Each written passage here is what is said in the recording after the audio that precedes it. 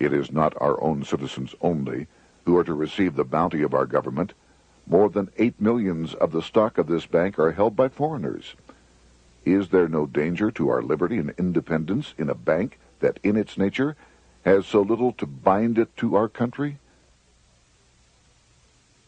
Controlling our currency, receiving our public monies, and holding thousands of our citizens' independence would be more formidable and dangerous than a military power of the enemy. If government would confine itself to equal protection and, as heaven does its rains, shower its favor alike on the high and the low, the rich and the poor, it would be an unqualified blessing. In the act before me, there seems to be a wide and unnecessary departure from these just principles. Later that year, in July 1832, Congress was unable to override Jackson's veto. Now Jackson had to stand for re-election. Jackson took his argument directly to the people. For the first time in U.S. history, Jackson took his presidential campaign on the road. Before then, presidential candidates stayed at home and looked presidential.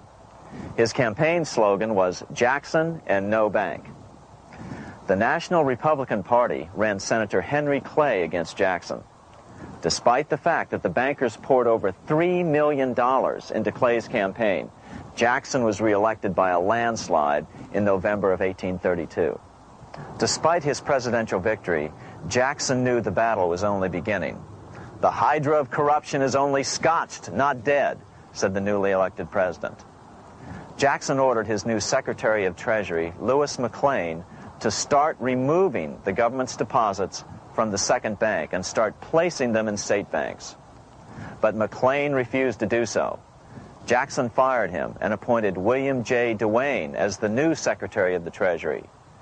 Duane also refused to comply with the president's requests, and so Jackson fired him as well and then appointed Roger B. Taney to the office. Taney did withdraw government funds from the bank starting on October 1st, 1833. Jackson was jubilant. "I have it chained. I'm ready with screws to draw every tooth and then the stumps." But the bank was not yet done fighting. Its head, Nicholas Biddle, used his influence to get the Senate to reject Taney's nomination.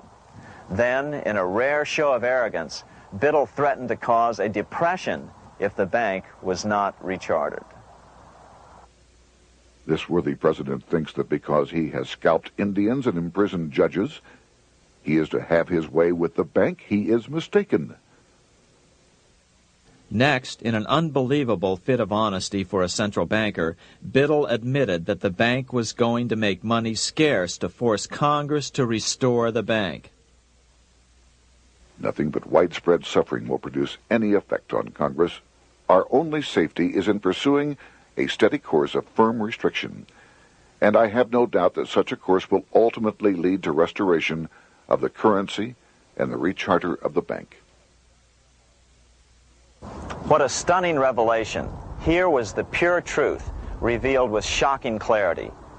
Biddle intended to use the money contraction power of the bank to cause a massive depression until America gave in. Unfortunately, this has happened time and time again throughout U.S. history and is about to happen again in today's world. Nicholas Biddle made good on his threat. The bank sharply contracted the money supply by calling in old loans and refusing to extend new ones. A financial panic ensued, followed by a deep depression.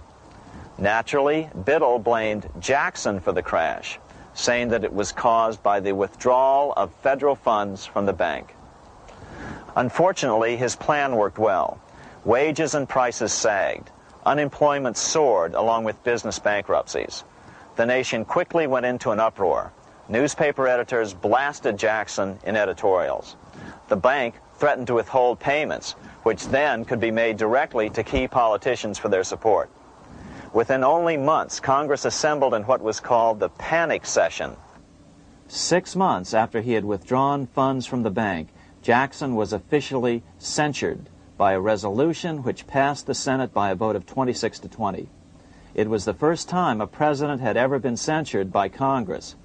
Jackson lashed out at the bank. "You are a den of vipers. I intend to rout you out, and by eternal God, I will rout you out." America's fate teetered on a knife edge. If Congress could muster enough votes to override Jackson's veto, the bank would be granted another 20-year monopoly or more over America's money, time enough to consolidate its already great power. Then a miracle occurred. The governor of Pennsylvania came out supporting President Jackson and strongly criticized the bank. On top of that, Biddle had been caught boasting in public about the bank's plan to crash the economy. Suddenly, the tide shifted. In April of 1834, the House of Representatives voted 134 to 82 against rechartering the bank. This was followed up by an even more lopsided vote to establish a special committee to investigate whether the bank had caused the crash. When the investigating committee arrived at the bank's door in Philadelphia, armed with a subpoena to examine the books, Biddle refused to give them up. Nor would he allow inspection of correspondence with congressmen relating to their personal loans and advances he'd made to them. He also refused to testify before the committee back in Washington. On January 8, 1835, Jackson paid off the final installment on the national debt, which had been necessitated by allowing the banks to issue currency for government bonds rather than simply issuing treasury notes without such debt. He was the only president to ever pay off the debt. A few weeks later, on January 30th, 1835, an assassin by the name of Richard Lawrence tried to shoot President Jackson, but by the grace of God, both pistols misfired. Lawrence was later found not guilty by reason of insanity. After his release, he bragged to friends that powerful people in Europe had put him up to the task and promised to protect him if he were caught. The following year, when its charter ran out, the Second Bank of the United States ceased functioning as the nation's central bank.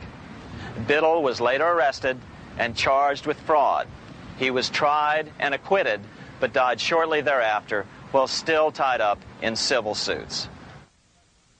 After his second term as president, Jackson retired here to the Hermitage outside of Nashville to live out his life. He is still remembered here for his determination to kill the bank.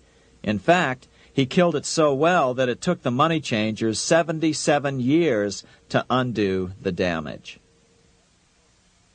When asked what his most important accomplishment had been, Jackson replied, "I killed the bank." Unfortunately, even Jackson failed to grasp the entire picture and its root cause. Although Jackson had killed the central bank, the most insidious weapon of the money changers, fractional reserve banking, remained in use by the numerous state-chartered banks. This fueled economic instability in the years before the Civil War. Still, the central bankers were out, and as a result, America thrived as it expanded westward. During this time, the principal money changers struggled to regain their lost centralized power, but to no avail.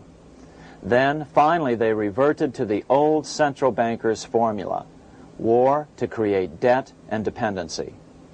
If they couldn't get their central bank any other way, America could be brought to its knees by plunging it into a civil war, just as they had done in 1812 after the first Bank of the United States was not rechartered. 1 month after the inauguration of Abraham Lincoln, the first shots of the American Civil War were fired here at Fort Sumter, South Carolina, on April 12, 1861. Certainly slavery was a cause for the Civil War, but not the primary cause. Lincoln knew that the economy of the South depended upon slavery, and so before the Civil War, he had no intention of eliminating it. Lincoln had put it this way in his inaugural address only 1 month earlier. I have no purpose, directly or indirectly, to interfere with the institution of slavery in the states where it now exists. I believe I have no lawful right to do so, and I have no inclination to do so. Even after the first shots were fired here at Fort Sumter, Lincoln continued to insist that the Civil War was not about the issue of slavery. My paramount objective is to save the Union, and it is not either to save or destroy slavery. If I could save the Union without freeing any slave, I would do it. So what was the Civil War all about? There were many factors at play. Northern industrialists had used protective tariffs to prevent the southern states from buying cheaper European goods. Europe retaliated by stopping